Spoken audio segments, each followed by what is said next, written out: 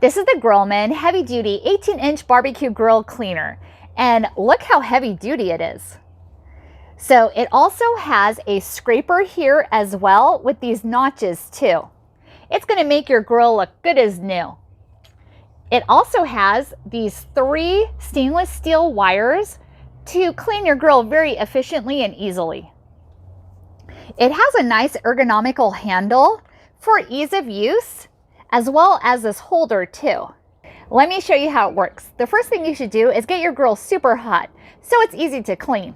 And I've already preheated it, so let's get to work. So the first thing we're going to do is use this edge to clean and scrape. You can also use these notches to clean in between too. This is perfect for porcelain, stainless steel, as well as ceramic grill grates too.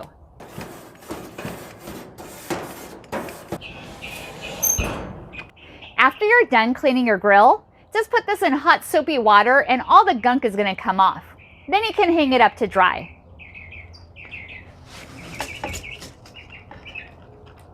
Thank you for watching and hope you found this video helpful. Happy grilling!